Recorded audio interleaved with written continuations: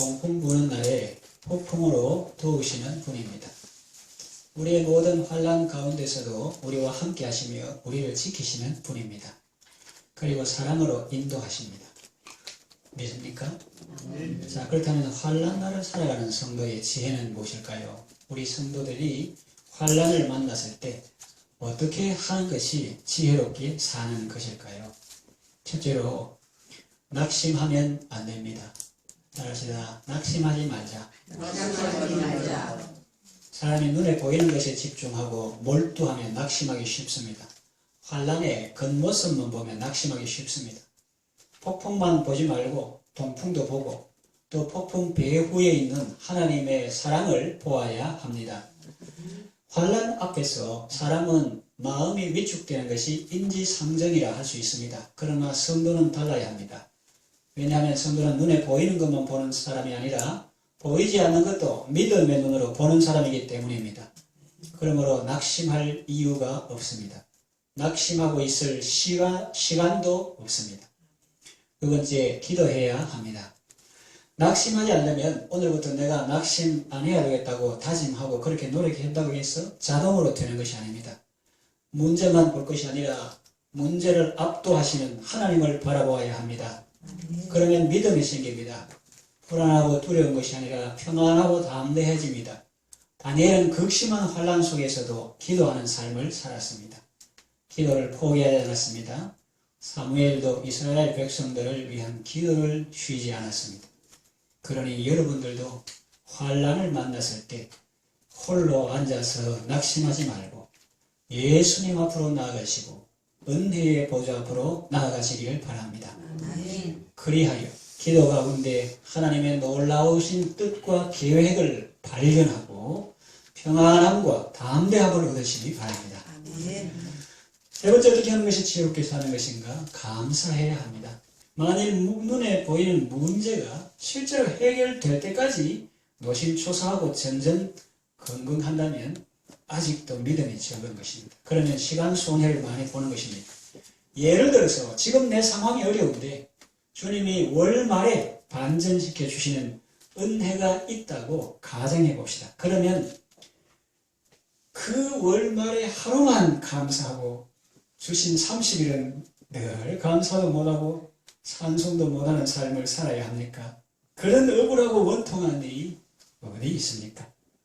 어떤 사람이 누추한 곳에 전세로 살다가 전망 좋은 곳에 새 집을 지어서 이사 간다고 합시다. 예를 들어서 공사가 4월 말까지 끝나고 5월에 입주할 수 있다고 합시다.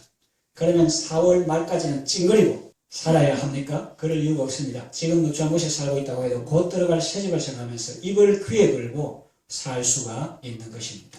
세상적인 예를 들어서 그렇지 우리는 이 세상에서 새 집 지어 이사 가는 것보다 더 좋은 경우입니다. 장차 천국에 들어가는 것은 물론이요. 이 세상에서도 주님이 늘 내주하시며 동행하십니다.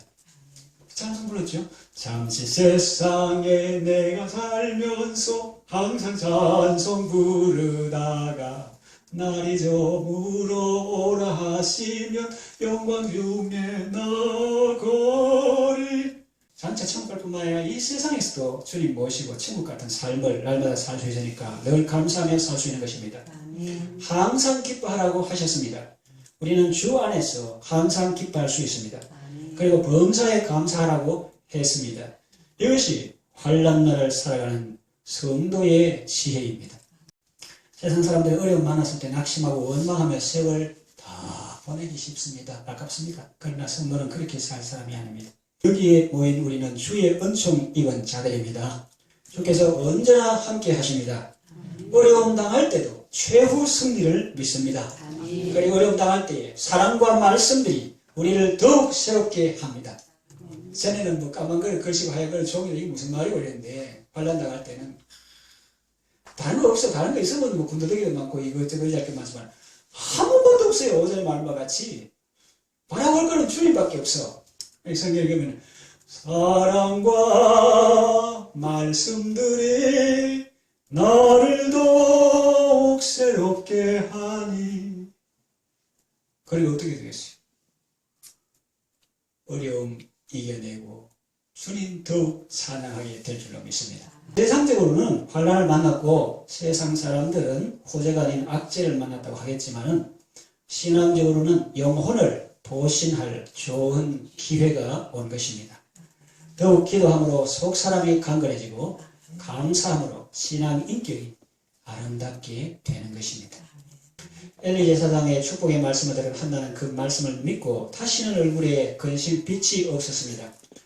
버닌나와 그 자녀들이 여전히 살아있고 또 길 가다 만나면 격동시키는 일도 멈추지 않았고 상황은 변한 것이 없었습니다. 그러나 한나 자신이 축복을 받았고 하나님의 은혜를 받았기 때문에 믿음으로 감사하며 살 수 있었던 것이지요. 다니엘도 정적들이 눈에 불을 켜고 지금 6장 10절 읽었는데 자기를 제거하려고 하는 그런 상황 가운데서도 늘 정기적으로 기도하며 하나님께 감사했습니다. 환난의 때는 감사할 때입니다. 이 사실을 꼭 기억하시고 환난날에 믿음으로 승리하시기 바랍니다. 네 번째까지 하겠습니다. 준비해야 합니다. 합시다. 준비하자. 환난날에 준비해야 합니다. 지혜로운 태도입니다. 보통 사람들은 자기 일을 성실하게 꾸준히 잘 해나가다 어려움을 만나면 손을 놓아버리는 경향이 있습니다. 낙심합니다. 자포자기합니다. 내가 그 일을 계속한다고 해서 무슨 유익이 있겠나 그럽니다. 한치 앞을 내다보지 못하고 눈앞의 현실에만 집착하기 때문입니다. 예수를 믿는 성도들조차 큰 믿음으로 살기는 어렵습니다. 어려움 왔을 때 원망 안 하는 것만 해도 좋은 믿음이라고 할 수 있습니다. 거기에다가 기도하며 감사까지 한다. 대단한 믿음입니다.